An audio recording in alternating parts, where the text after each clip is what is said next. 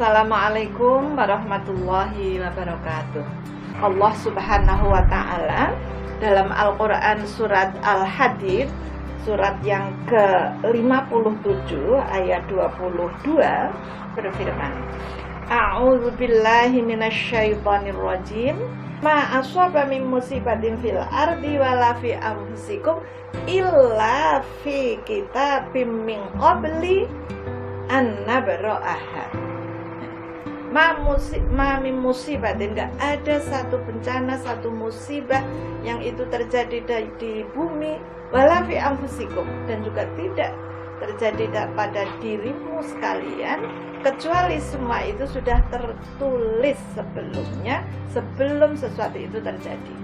Berarti ini adalah atas kehendak Allah. Ini satu musibah. Tugas kita apa? Dengan keimanan kita, nilai-nilai dasar kita iman kepada Allah yang maha kuasa, yang maha adil. Nggak mungkin Allah itu menzalimi hambanya. Dan juga Allah yang maha rahman dan maha rahim. Maka dalam hal ini ekspresi iman kita adalah apa? Berusaha untuk memperkecil resiko, berusaha untuk memutus mata rantai. Maka usaha memutus mata rantai dengan membersihkan membersihkan tangan dengan sabun, menjaga wudhu, aktivitas fisik dengan menjaga jarak, ini sebenarnya adalah merupakan ekspresi iman. Keimanan kita, nilai-nilai dasar terhadap keimanan pada Allah tersebut juga kita menyadari bahwa tadi Allah tidak berbuat zalim, tapi juga ini merupakan satu ujian. Nah, kalau ini ujian, maka dalam hal ini maka kita harus berusaha. Maka usaha menghadapi ujian inilah sebenarnya merupakan ekspresi iman. Yang kedua, nilai dasar yang kedua, bahwa nilai keimanan kita kepada Allah Subhanahu wa ta'ala yang maha rahman dan yang maha rahim, ini mewujudkan satu sikap optimisme, bukan keputusasaan. Bukan berarti kita pasrah, putus asa. Dan sifat putus asa itu adalah bukan merupakan ekspresi pribadi seorang muslim. Wala tayasu min rauhillah. Janganlah kamu berputus asa. Oleh karena itu maka sikap optimisme. Optimisme inilah yang mendorong kita semua untuk melakukan ikhtiar. Apa ikhtiar? Ikhtiarnya upaya yang semaksimal mungkin berjihad, ya, mengatasi penyebaran ini. Bahkan para pejuang kita, para dokter, perawat, tenaga medis dan non medis yang berada di garda terdepan, maka mereka itulah sebenarnya sedang berusaha berjihad untuk mewujudkan optimisme, ekspresi iman dalam bentuk optimisme, berjihad untuk melayani, mengobati yang sakit agar bisa sembuh. Maka jihad itulah merupakan ekspresi iman. Mudah-mudahan perjuangan mereka diterima oleh Allah sebagai amal jariah, sebagai amal soleh. Kami sudah menyampaikan jazakumullah khairal jazaa.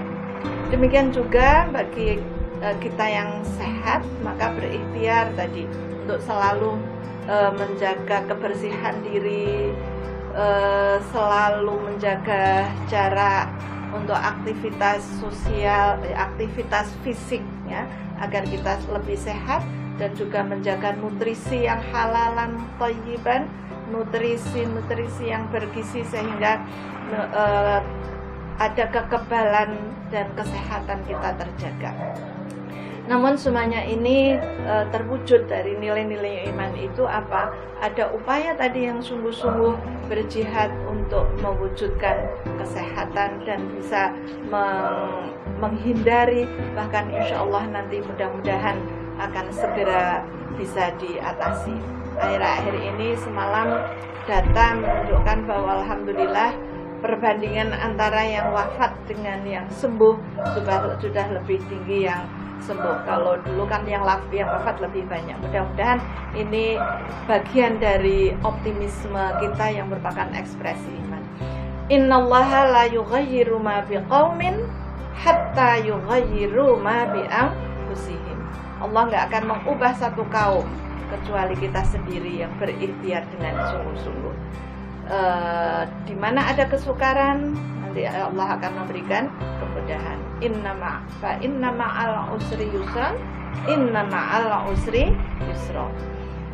Ibu-ibu jamaah perempuan mengaji dan sahabat-sahabat Aisyah, marilah ikhtiar kita, jihad kita, upaya kita, termasuk sekarang ketika sudah 3 bulan ya, 3 bulan di rumah, 3 bulan tidak keluar, ada yang sudah tidak berusaha, maka permasalahan yang muncul adalah permasalahan ekonomi.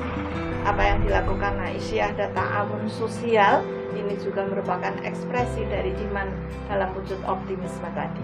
Yang terakhir yaitu nilai dasar yang ketiga, nilai-nilai keimanan kita terhadap apa? Bahwa semua yang dicipta Allah itu pasti mengandung maslahah. Tujuan risalah Nabi Muhammad SAW diutus oleh Allah adalah satu-satu misinya adalah membawa maslahah. Wa ma arsalnaka illa rahmatal lil alamin.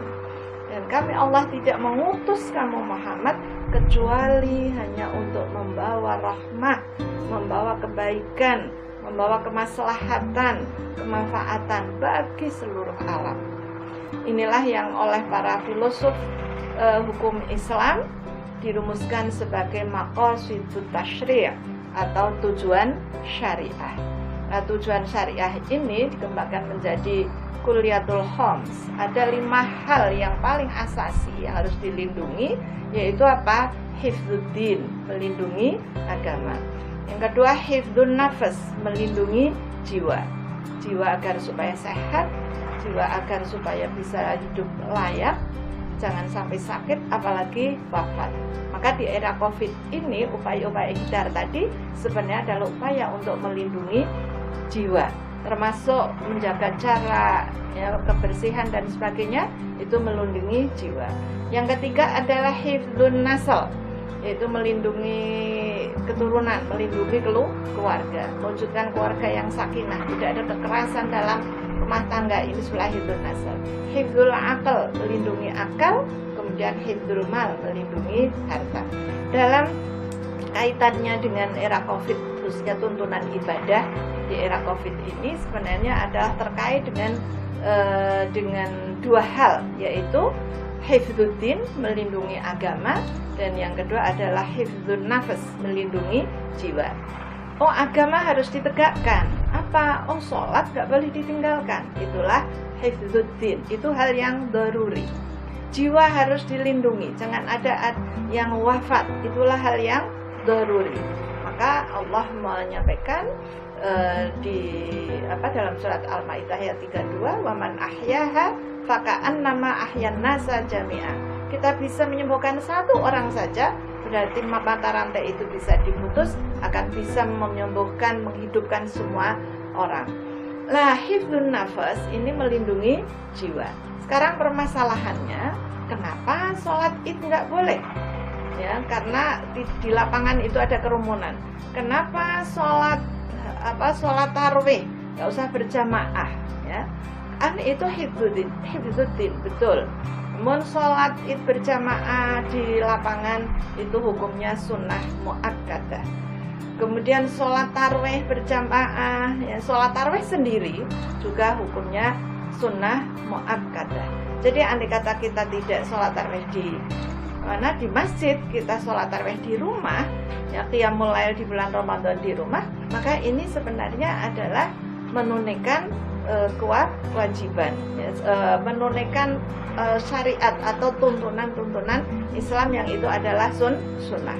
Lah, tingkatannya beda. Kalau sholat tarawih tadi dengan sholat wajib daruri, maka ini nggak daruri. Demikian juga ketika COVID-19 ini yang penyebarannya sedemikian rupa, yang amat sangat cepat, dan kalau orang sudah positif maka apalagi kalau ada sakit-sakit sertaannya, ada kemungkinan dia wafat, maka melindungi jiwa dari COVID-19 ini satu hal yang daruri. Oleh karena itu maka dipilih apa?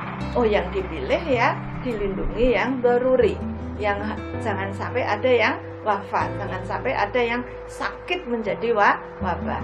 Oleh karena itulah maka keyakinan kita bahwa sholat Idul Fitri di lapangan kita tidak tunaikan, tapi syiar Ramadan, syiar Idul Fitri tetap dilakukan. Antara lain apa?